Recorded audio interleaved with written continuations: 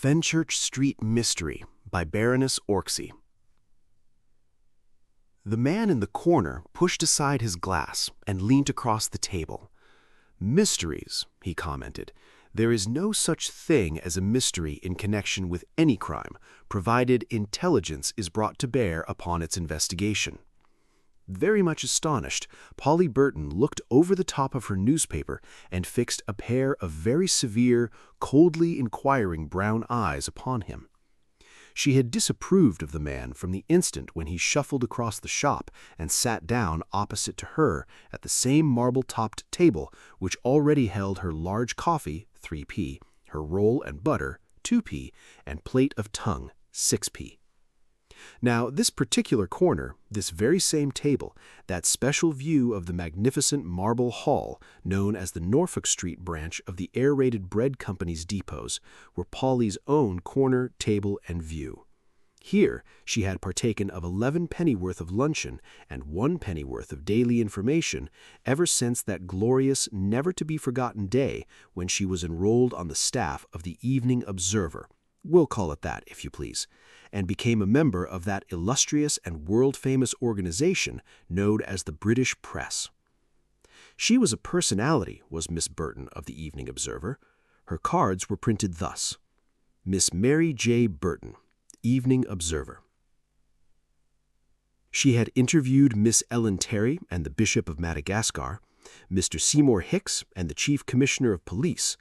She had been present at the last Marlborough House garden party, that is to say, in the cloakroom, where she caught sight of Lady Thingamajig's hat, Miss What-You-May-Call Sunshade, and various other things modistical or fashionable, all of which were duly described under the heading Royalty and Dress in the early afternoon edition of the Evening Observer.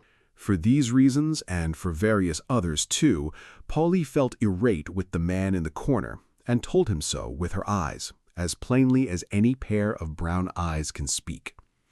She had been reading an article in the Daily Telegraph. The article was palpitatingly interesting. Had Polly been commenting audibly upon it? Certain it is that the man over there had spoken in direct answer to her thoughts. She looked at him and frowned. The next moment she smiled. Miss Burton of the Evening Observer had a keen sense of humor, which 2 years' association with the British press had not succeeded in destroying, and the appearance of the man was sufficient to tickle the most ultra-morose fancy. Polly thought to herself that she had never seen anyone so pale, so thin, with such funny light-colored hair brushed very smoothly across the top of a very obviously bald crown. He looked so timid and nervous as he fidgeted incessantly with a piece of string, his long, lean, and trembling fingers tying and untying it into knots of wonderful and complicated proportions. Having carefully studied every detail of the quaint personality, Polly felt more amiable. "And yet," she remarked, kindly but authoritatively, "this article in an otherwise well-informed journal will tell you that even within the last year, no fewer than 6 crimes have completely baffled the police, and the perpetrators of them are still at large." "Pardon me," he said gently. "I never for a moment ventured to suggest that there were no mysteries to the police. I merely remarked that there were none where intelligence was brought to bear upon the investigation of crime." "Not even in the Fenchurch Street Mystery, I suppose?" she asked sarcastically. "Least of all in the so-called Fenchurch Street Mystery," he replied quietly. Now, the Fenchurch Street Mystery, as that extraordinary crime had been popularly called, had puzzled, as Polly well knew, the brains of every thinking man and woman for the last 12 months. It had puzzled her not inconsiderably. She had been interested, fascinated. She had studied the case, formed her own theories, thought about it all often and often, had even written 1 or 2 letters to the press on the subject, suggesting, arguing, hinting at possibilities and probabilities, adducing proofs which other amateur detectives were equally ready to refute. The attitude of that timid man in the corner, therefore, was peculiarly exasperating, and she retorted with sarcasm destined to completely annihilate her self-complacent interlocutor. "What a pity it is in that case that you do not offer your priceless services to our misguided, though well-meaning police." "Isn't it?" he replied with perfect good humor. "Well, you know, for one thing, I doubt if they would accept them, and in the second place, my inclinations and my duty, were I to become an active member of the detective force, nearly always be in direct conflict. As often as not, my sympathies go to the criminal who is clever enough and astute enough to lead our entire police force by the nose. I don't know how much of the case you remember. It certainly, at first, began to even puzzle me. On the 12th of last December, a woman, poorly dressed but with an unmistakable air of having seen better days, gave information at Scotland Yard of the disappearance of her husband, William Kershaw, of no occupation and apparently of no fixed abode. She was accompanied by a friend, a fat, oily-looking German, and between them they told a tale that set the police immediately on the move. It appears that on the 10th of December, at about 3 o'clock in the afternoon, Karl Müller, the German, called on his friend William Kershaw for the purpose of collecting a small debt, some £10 or so, which the latter owed him. On arriving at the squalid lodging in Charlotte Street, Fitzroy Square, in a wild state of excitement and his wife in tears, Müller attempted to state the object of his visit, but Kershaw, with wild gestures, waved him aside, and in his own words flabbergasted him by asking him point-blank for another loan of £2, which sum, he declared, would be the means of a speedy fortune for himself and the friend who would help him in his need. After a quarter of an hour spent in obscure hints, Kershaw, finding the cautious German obdurate, decided to let him into the secret plan, which he averred would place thousands into their hands. Instinctively, Polly had put down her paper. The mild stranger, with his nervous air and timid, watery eyes, had a peculiar way of telling his tale, which somehow fascinated her. I don't know if you remember the story which the German told to the police and which was corroborated in every detail by the wife or widow. Briefly, it was this.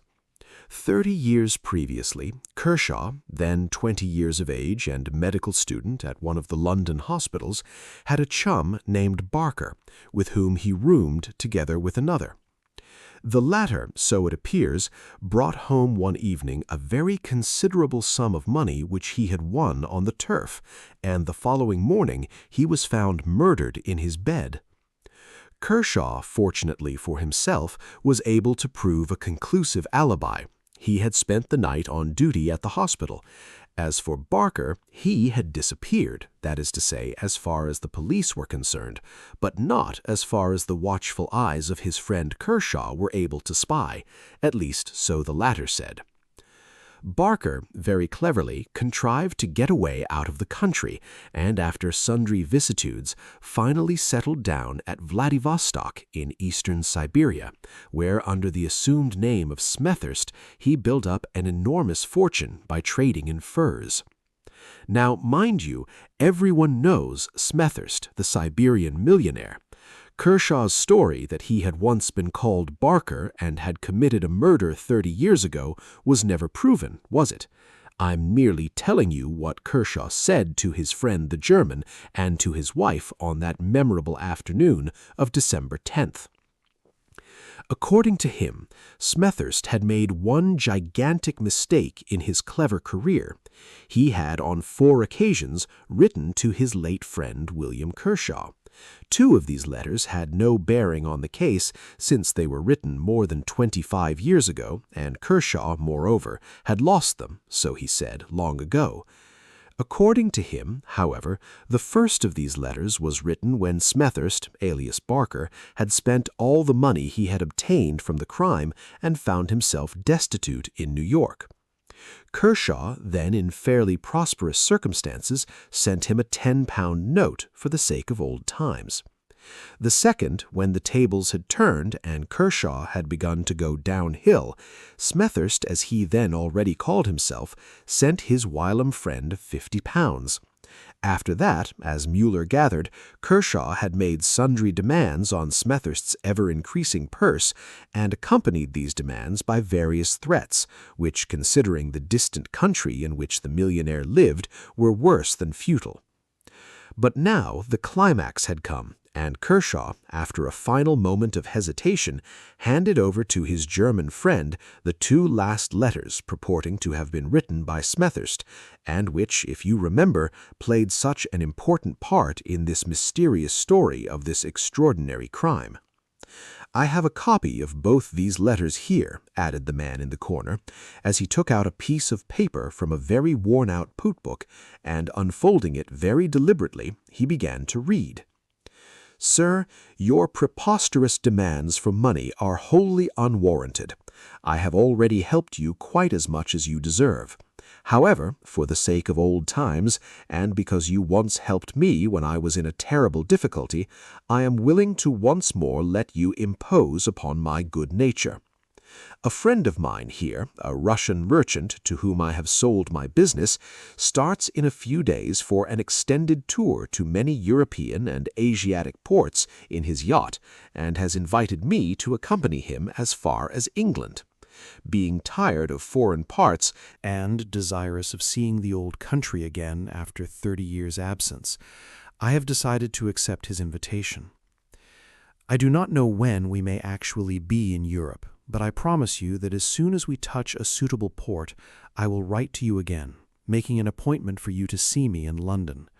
But remember that if your demands are too preposterous, I will not for a moment listen to them, and that I am the last man in the world to submit to persistent and unwarrantable blackmail. I am, sir, yours truly, Francis Smethurst."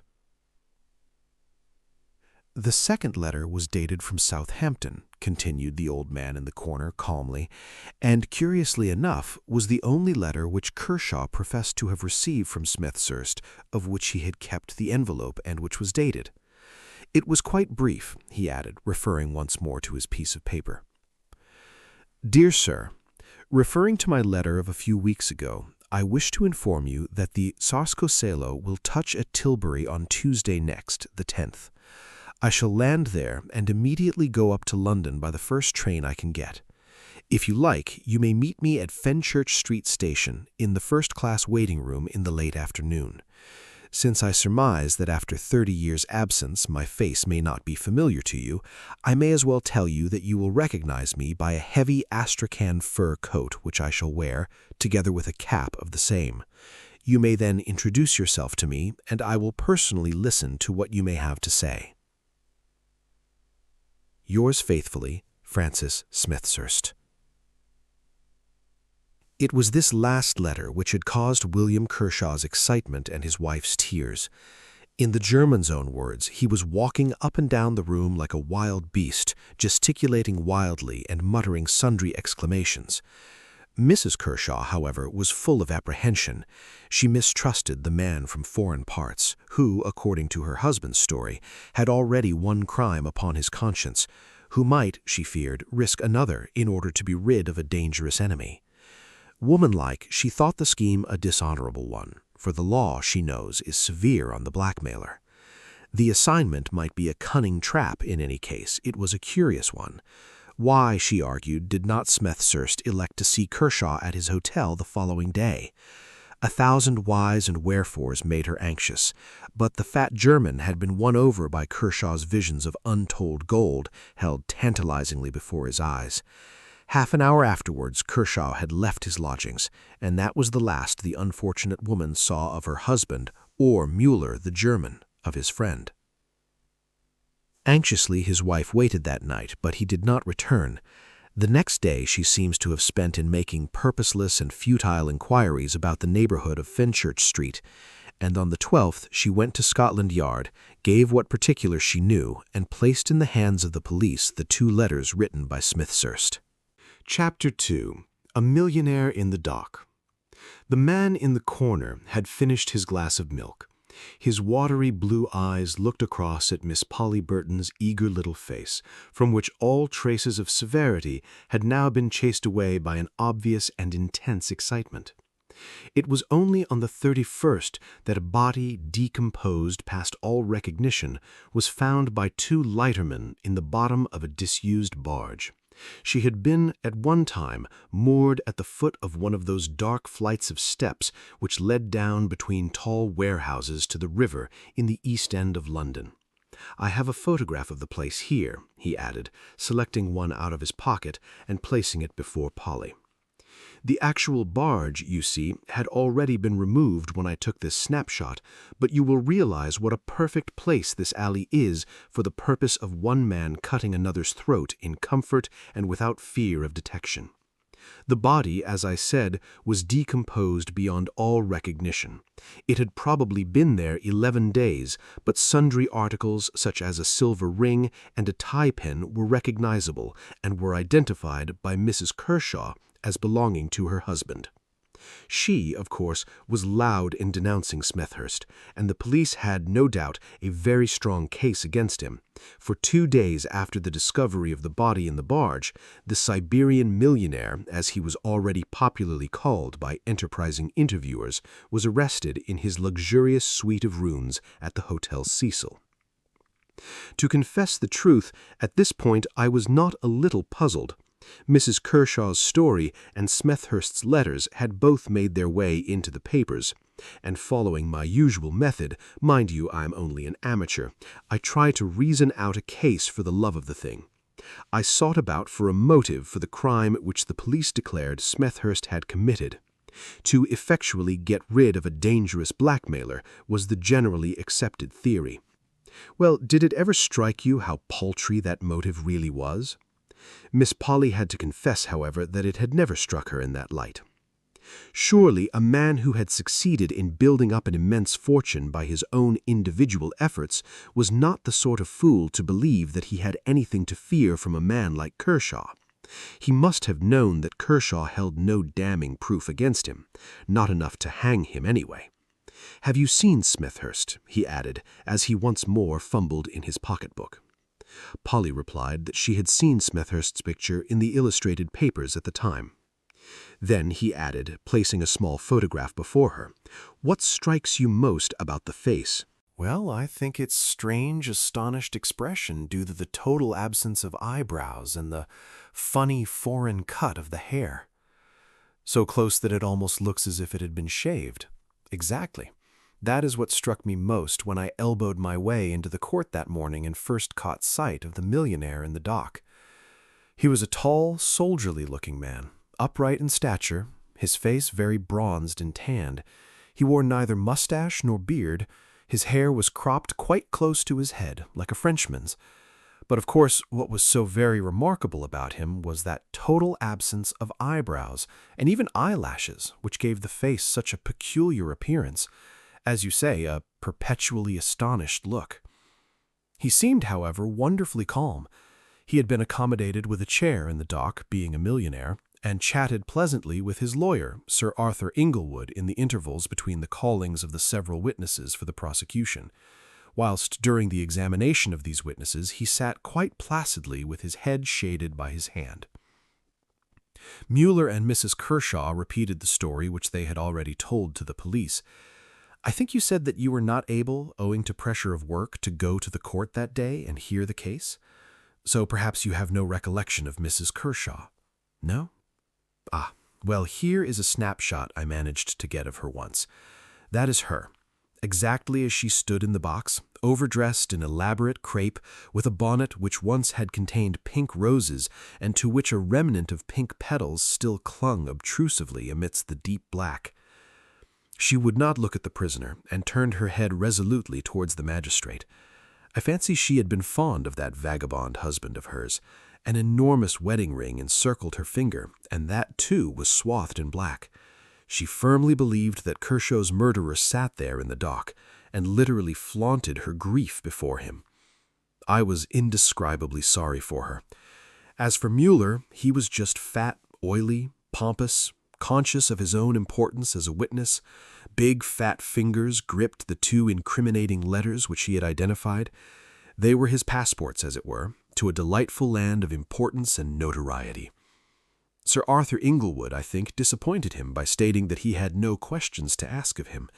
Mueller had been brimful of answers, ready with the most perfect indictment, the most elaborate accusations against the bloated millionaire who had decoyed his dear friend Kershaw and murdered him in heaven knows what an out-of-the-way corner of the East End. After this, however, the excitement grew apace. Mueller had been dismissed and had retired from the court altogether, leading away Mrs. Kershaw, who had completely broken down. Constable D21 was giving evidence as to the arrest in the meantime. The prisoner, he said, had seemed completely taken by surprise, not understanding the cause or history of the accusation against him. However, when put in full possession of the facts, and realizing, no doubt, the absolute futility of any resistance, he had quietly enough followed the constable into the cab. No one at the fashionable and crowded Hotel Cecil had even suspected that anything unusual had occurred. Then a gigantic sigh of expectancy came from every one of the spectators. The fun was about to begin. James Buckland, a porter at Fenchurch Street railway station, had just sworn to tell all the truth, etc. After all, it did not amount to much. He said that at 6 o'clock in the afternoon of December 10th, in the midst of one of the densest fogs he ever remembers, the 6:5 from Tilbury steamed into the station, being just about an hour late. He was on the arrival platform and was hailed by a passenger in a first-class carriage. He could see very little of him beyond an enormous black fur coat and a traveling cap of fur also. The passenger had a quantity of luggage, all marked FS, and he directed James Buckland to place it all upon a four-wheeled cab, with the exception of a small handbag which he carried himself. Having seen that all his luggage was safely bestowed, the stranger in the fur coat paid the porter, and, telling the cabby to wait until he returned, he walked away in the direction of the waiting rooms, still carrying his small handbag. "I stayed for a bit," added James Buckland, "talking to the driver about the fog and that. Then I went about my business, seeing that the local from Southend had been signalled." The prosecution insisted most strongly upon the hour when the stranger in the fur coat, having seen to his luggage, walked away towards the waiting rooms. The porter was emphatic. It was not a minute later than 6:15, he averred. Sir Arthur Inglewood still had no questions to ask, and Mr. Francis Smethurst in the crowded, stuffy court had calmly dropped to sleep. The next witness, Constable Thomas Taylor, had noticed a shabbily dressed individual with shaggy hair and beard loafing about the station and waiting rooms in the afternoon of December 10th. He seemed to be watching the arrival platform of the Tilbury and Southend trains. Two separate and independent witnesses, cleverly unearthed by the police, had seen this same shabbily dressed individual stroll into the first-class waiting room at about 6:15 on Wednesday, December the 10th, and go straight up to a gentleman in a heavy fur coat and cap who had also just come into the room. The two talked together for a while. No one heard what they said, but presently they walked off together. No one seemed to know in which direction. Francis Smethurst was rousing himself from his apathy. He whispered to his lawyer, who nodded with a bland smile of encouragement. The employees of the Hotel Cecil gave evidence as to the arrival of Mr. Smethurst at about 9:30 p.m. on Wednesday, December the 10th, in a cab with a quantity of luggage, and this closed the case for the prosecution. Everybody in that court already saw Smethurst mounting the gallows. It was uninterested curiosity which caused the elegant audience to wait and hear what Sir Arthur Inglewood had to say. He, of course, is the most fashionable man in the law at the present moment. His lollering attitudes, his drawling speech, are quite the rage and imitated by the gilded youth of society. Even at this moment, when the Siberian millionaire's neck literally and metaphorically hung in the balance, an expectant titter went around the fair spectators as Sir Arthur stretched out his long, loose limbs and lounged across the table. He waited to make his effect. Sir Arthur is a born actor, and there is no doubt that he made it when in his slowest, most drawly tones he said quietly, With regard to this alleged murder of one William Kershaw on Wednesday, December the 10th, between 6:15 and 8:45 p.m., Your Honor, I now propose to call 2 witnesses who saw this same William Kershaw alive on Tuesday afternoon, December 16th, that is to say, 6 days after the supposed murder. It was as if a bombshell had exploded in the court. Even His Honor was aghast, and I am sure the lady next to me only recovered from the shock of the surprise in order to wonder whether she need put off her dinner party after all. As for me, added the man in the corner, with that strange mixture of nervousness and self-complacency that had set Miss Polly Burton wondering, well, you see, I had made up my mind long ago where the hitch lay in this particular case, and I was not so surprised as some of the others. Perhaps you remember the wonderful development of the case, which so completely mystified the police, and in fact everybody except myself. Torriani and a waiter at his hotel in the Commercial Road both deposed that at about 3:30 p.m. on Wednesday, December the 10th, a shabbily dressed individual lolled into the coffee room and ordered some tea. He was pleasant enough and talkative, told the waiter that his name was William Kershaw, that very soon all London would be talking about him, as he was about, through an unexpected stroke of good fortune, to become a very rich man, and so on, and so on. Nonsense without end. When he had finished his tea, he lolled out again, but no sooner had he disappeared down a turning of the road than the waiter discovered an old umbrella left behind accidentally by the shabby, talkative individual. As is the custom in his highly respectable restaurant, Signor Torriani put the umbrella carefully away in his office on the chance of his customer calling to claim it when he had discovered his loss. And sure enough, nearly a week later, on Tuesday, the 16th, at about 1 p.m., the same shabbily dressed individual called and asked for his umbrella. He had some lunch and chatted once again to the waiter. Signor Torriani and the waiter gave a description of William Kershaw which coincided exactly with that given by Mrs. Kershaw of her husband.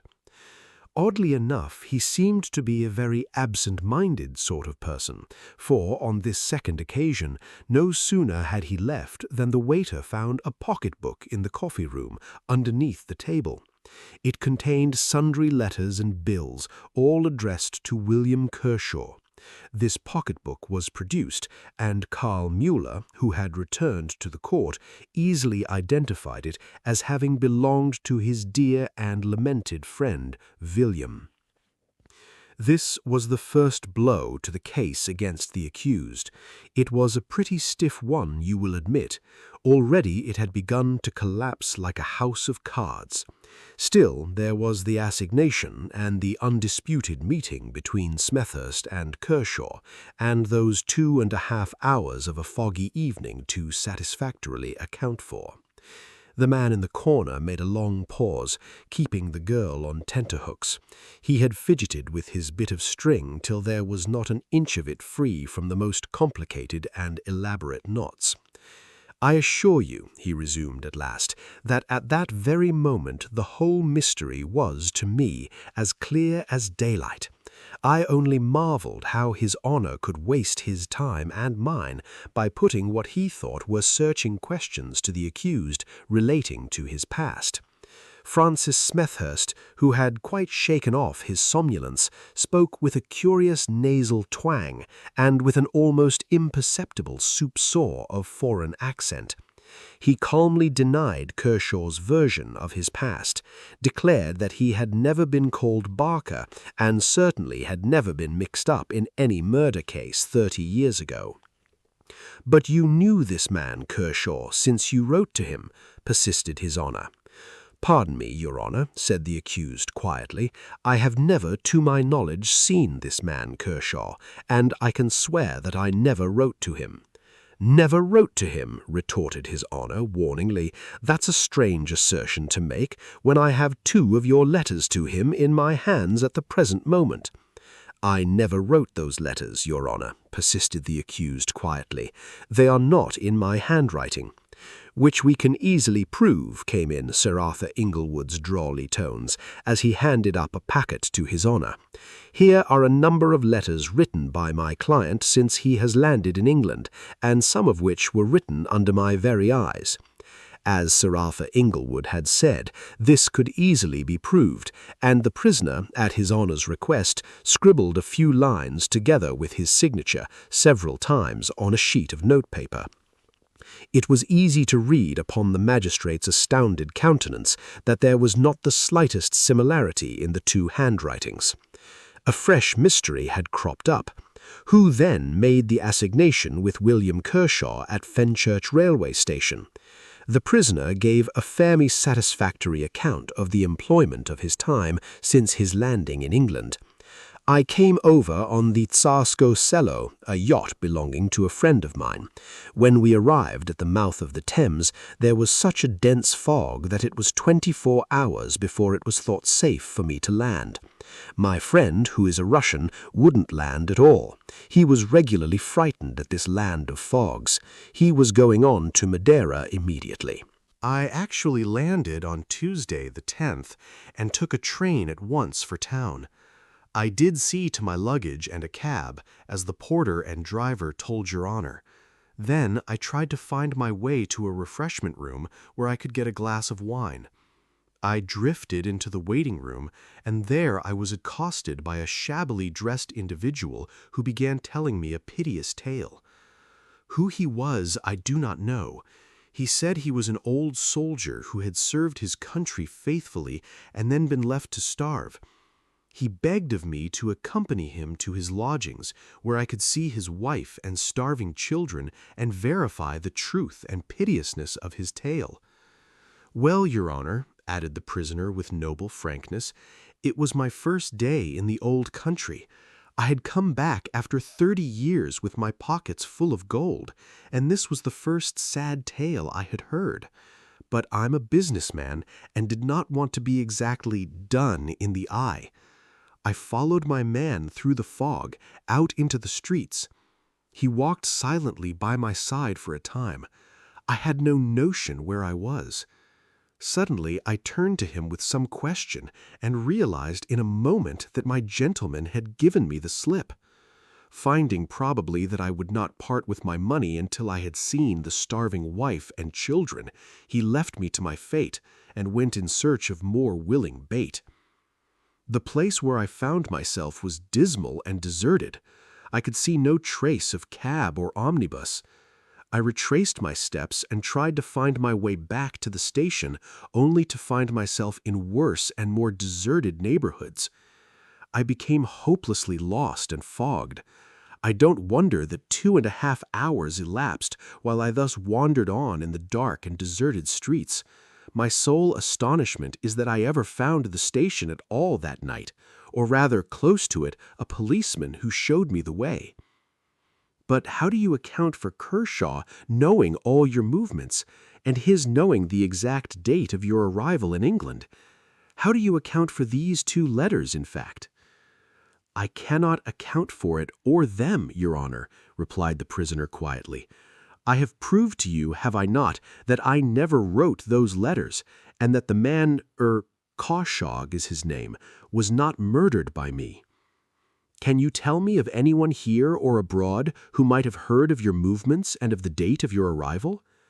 My late employees at Vladivostok of course knew of my departure, but none of them could have written these letters since none of them know a word of English. Then you can throw no light on these mysterious letters? You cannot help the police in any way towards the clearing up of this strange affair? The affair is as mysterious to me as to Your Honor and to the police of this country. Francis Smethurst was discharged, of course. There was no semblance of evidence against him sufficient to commit him for trial. The 2 overwhelming points of his defense, which had completely routed the prosecution, were firstly, the proof that he never wrote the letters making the assignation, and secondly, the fact that the man supposed to have been murdered on the 10th was seen to be alive and well on the 16th. But then, who in the world was the mysterious individual who had apprised Kershaw of the movements of Smethurst, the millionaire? Chapter 3. His Deduction. The man in the corner cocked his funny thin head on one side and looked at Polly. Then he took up his beloved bit of string and deliberately untied every knot he had made in it. When it was quite smooth, he laid it out upon the table. "I will take you, if you like, point by point along the line of reasoning which I followed myself, and which will inevitably lead you, as it led me, to the only possible solution of the mystery. First take this point," he said, with nervous restlessness, once more taking up his bit of string, and forming with each point raised a series of knots which would have shamed a navigating instructor. Obviously, it was impossible for Kershaw not to have been acquainted with Smethurst, since he was fully apprised of the latter's arrival in England by 2 letters. Now, it was clear to me from the first that no one could have written those 2 letters except Smethurst. You will argue that those letters were proved not to have been written by the man in the dock. Exactly. Remember, Kershaw was a careless man. He had lost both envelopes. To him they were insignificant. Now it was never disproved that those letters were written by Smethurst. "But," suggested Polly. "Wait a minute," he interrupted, while knot number 2 appeared upon the scene. "It was proved that 6 days after the murder, William Kershaw was alive and visited the Torriani Hotel, where he was already known, and where he conveniently left a pocketbook behind so that there should be no mistake as to his identity. But it was never questioned where Mr. Francis Smethurst, the millionaire, happened to spend that very same afternoon." "Surely you don't mean," gasped the girl. "One moment, please," he added triumphantly. "How did it come about that the landlord of the Torriani Hotel was brought into court at all? How did Sir Arthur Inglewood, or rather his client, know that William Kershaw, on those 2 memorable occasions, visited the hotel, and that its landlord could bring such convincing evidence forward that would forever exonerate the millionaire from the imputation of murder? Surely, I argued, the usual means, the police. The police had kept the whole affair very dark until the arrest at the Hotel Cecil. They did not put into the papers the usual, 'if anyone happens to know of the whereabouts,' etc., etc. Had the landlord of that hotel heard of the disappearance of Kershaw through the usual channels, he would have put himself in communication with the police. Sir Arthur Inglewood produced him. How did Sir Arthur Inglewood come on his track? Surely you don't mean—" "Point number 4, he resumed imperturbably. "Mrs. Kershaw was never requested to produce a specimen of her husband's handwriting. Why? Because the police, clever as you say they are, never started on the right tack. They believed William Kershaw to have been murdered. They looked for William Kershaw. On December 31st, what was presumed to be the body of William Kershaw was found by 2 lightermen. I have shown you a photograph of the place where it was found. Dark and deserted it is in all conscience, is it not? Just the place where a bully and a coward would decoy an unsuspecting stranger, murder him first, then rob him of his valuables, his papers, his very identity, and leave him there to rot. The body was found in a disused barge which had been moored some time against the wall at the foot of these steps. It was in the last stages of decomposition and of course could not be identified, but the police would have it that it was the body of William Kershaw. It never entered their heads that it was the body of Francis Smethurst, and William Kershaw was his murderer. Ah, it was cleverly, artistically conceived. Kershaw is a genius. Think of it all. His disguise. Kershaw had a shaggy beard, hair, and mustache. He shaved up to his very eyebrows. No wonder that even his wife did not recognize him across the court. And remember, she never saw much of his face while he stood in the dock. Chapter 4. His Deduction. Kershaw was shabby, slouchy, he stooped. Smethurst, the millionaire, might have served in the Prussian army. Then that lovely trait about going to revisit the Torriani Hotel, just a few days' grace in order to purchase mustache and beard and wig exactly similar to what he had shaved off himself. Making up to look like himself. Splendid. Then leaving the pocketbook behind. He. Kershaw was not murdered. Of course not. He called at the Torriani Hotel 6 days after the murder, whilst Mr. Smethurst, the millionaire, hobnobbed in the park with duchesses. Hang such a man. Fie. He fumbled for his hat. With nervous, trembling fingers, he held it deferentially in his hand whilst he rose from the table. Polly watched him as he strode up to the desk and paid 2 pence for his glass of milk and his bun. Soon he disappeared through the shop, while she still found herself hopelessly bewildered, with a number of snapshot photographs before her, still staring at a long piece of string, smothered from end to end in a series of knots, as bewildering, as irritating, as puzzling as the man who had lately sat in the corner.